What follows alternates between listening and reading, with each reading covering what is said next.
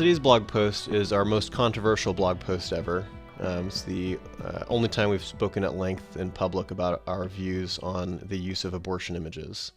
And in general, we have decided to keep our opinions to ourselves most of the time when people talk about abortion images. But we did feel like at one point that it was important that we at least state openly what our view is and be really clear about what it is. And then just kind of back out of it and try to avoid any pro-life infighting and conflict.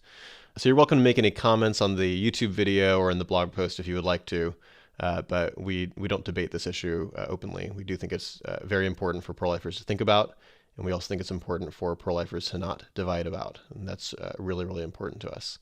So we discuss it sometimes with people privately in a non-pushy way if it comes up.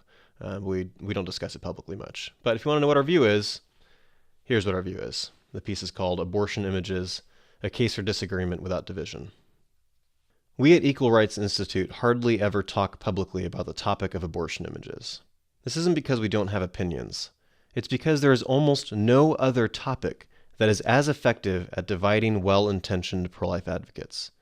But saying nothing at all can also create division of a different sort. I'll give an analogy.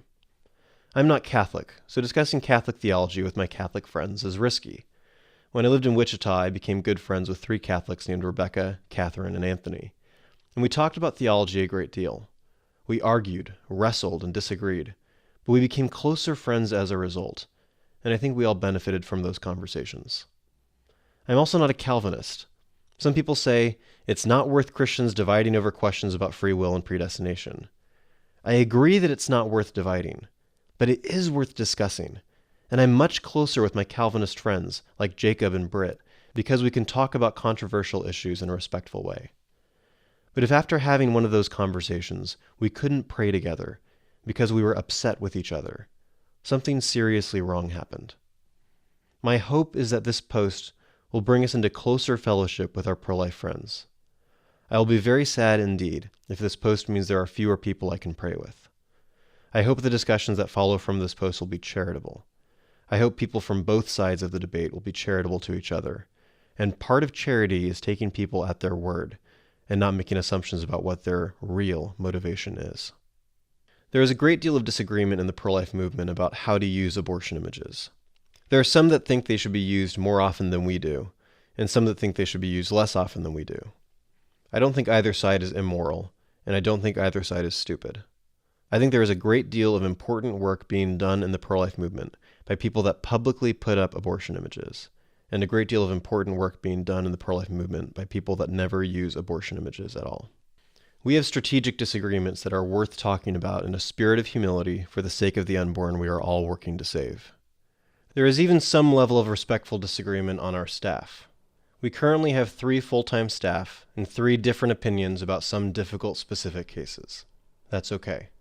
Here's what we at ERI agree on. 1. Sometimes abortion images save lives. 2. Sometimes the most helpful thing for a given person is to see what abortion looks like. Everyone on ERI staff has experienced cases like these firsthand. We have all seen minds change on abortion that we believe would not have if they had not seen abortion images. 3. Sometimes abortion images turn people off and shut down opportunities for productive dialogue. 4. Sometimes the most helpful thing for a given person at a given time is something other than seeing an abortion image. 5.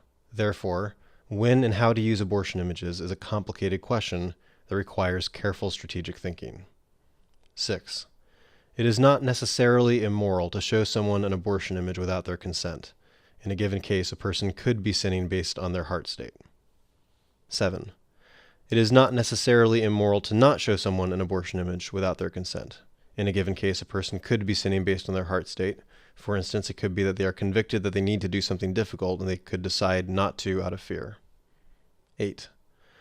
Therefore, the disagreement about abortion images ought to be one about pragmatics. What is the most effective method of persuasion?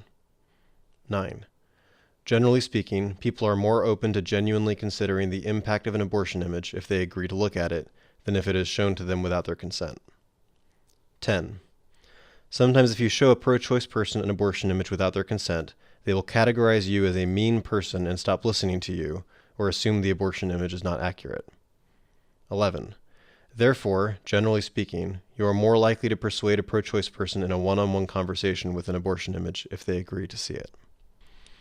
We don't put abortion images on signs at our events. We do show them in our training seminar and in presentations with a warning. We also have them in our outreach brochure, including a brutal 20-week abortion image that is more graphic than any image I've seen almost any other pro-life group use. But we show these pictures to people only if they agree to see them. We think many people can't actually change their minds unless they feel emotionally safe to change their minds. So we are very intentional about creating an emotionally safe environment. We'll push people hard with arguments and even with images, but we build rapport with the person first. We don't mind being offensive, but we're strategic about how and when we are offensive. We want the offense to make an impact other than ending the conversation. Personally, I rarely show abortion images in the first 20 minutes of a conversation, but I usually bring them up sometime in the first 40 minutes of a conversation. Sometimes it takes longer. Sometimes I don't bring them up at all. My colleague Jacob Nels usually brings them into his conversations, and usually around 10 minutes in. Our styles are a little different, and I tend to err on the side of building more rapport first, but we don't have hard and fast rules about it. Every conversation is a series of difficult judgment calls amidst prayer without ceasing. But if the pictures are on a sign behind me, I can't make that judgment call. Kristen Hawkins from Students for Life of America posted her own thoughts recently at townhall.com. We basically agree with her assessment. She's arguing that there are certain times when abortion victims must be shown, but it's not all the time. We agree. When they must be shown is a subject of disagreement even in the ERI office, but we all agree it isn't all the time. Kristen describes a difference between the current generation of college students and previous generations, saying, "And with a generation that has grown up with moral relativism as the philosophy du jour, reaching people with the plain facts just doesn't cut it anymore. Students have told me, well, your truth isn't always my truth. You can't show people graphic images and expect their views and behaviors to change. Their hearts have to be ready to accept it." As I said earlier, everyone at ERI has experienced seeing minds change about abortion primarily because of the abortion images. But we live in a different world than we did 20 years ago. It's much easier to fake images than it used to be, which makes it easy for many students to write off the images as the frauds they want them to be. It's fairly easy to respond to a skeptic who believes the images are photoshopped, but we don't get that opportunity when so many of the students who see the images don't stop and talk to us, and instead storm off in anger. And to be clear, it isn't the fact that the student is angry that bothers us. We deal with angry students all the time. It's the fact that they won't talk to us because of the false assumption he or she makes about the people around the abortion images. There's also a growing phenomenon of students thinking they shouldn't have to deal with emotionally sensitive topics on their campus, which is stupid. The Atlantic ran an excellent piece describing this trend.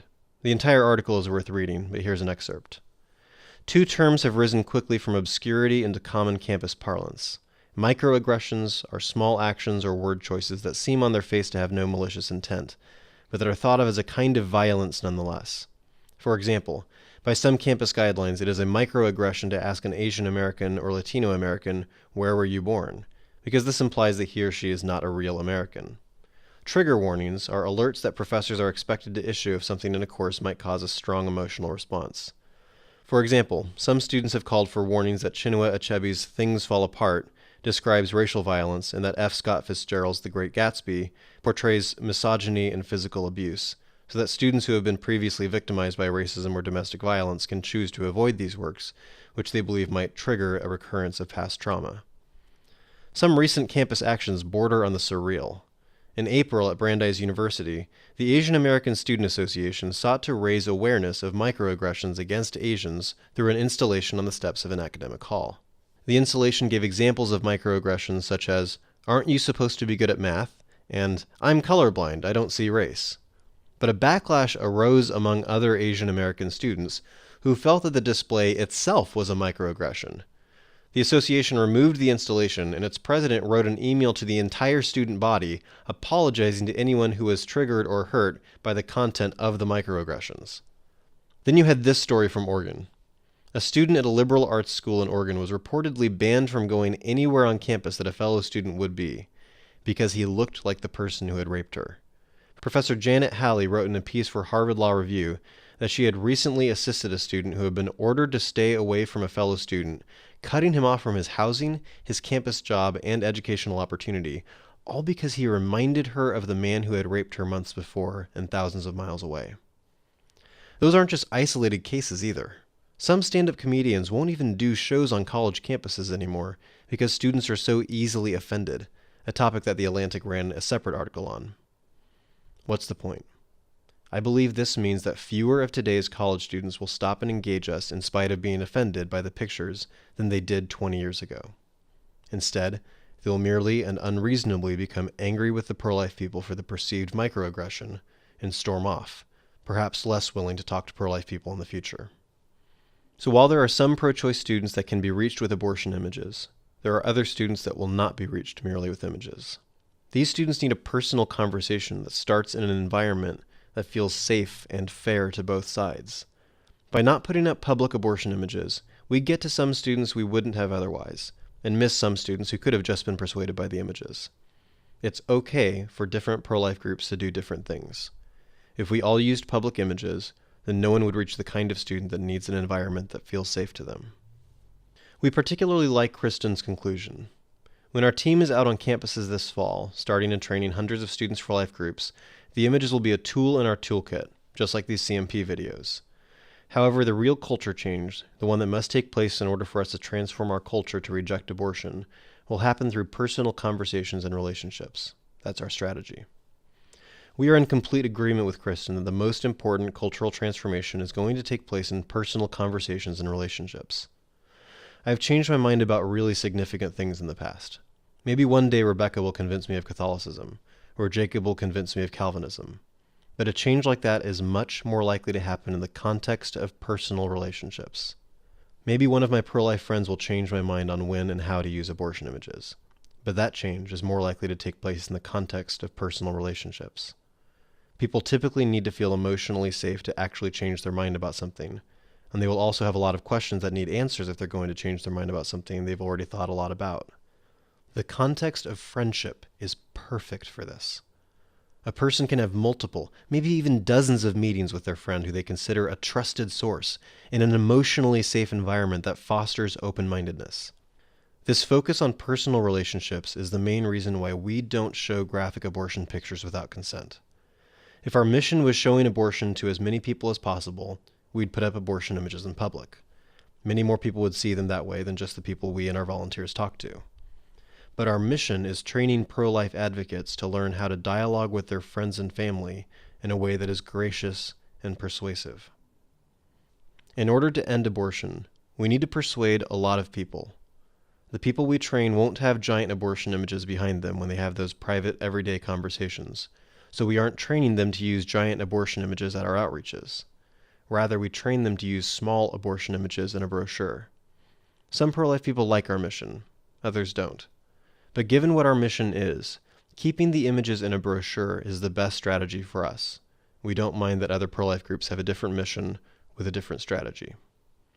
We urge everyone, be willing to discuss pro-life strategy, but 1, don't strawman people who disagree with you, i.e., don't assume your pro-life friends that don't use abortion images are just afraid of offending people, and don't assume your pro-life friends that use abortion images all the time aren't loving. And 2, discuss without being disrespectful or divisive. We're on the same team. We love and respect our friends that use abortion images differently than we do, and we deeply appreciate their efforts to save the unborn.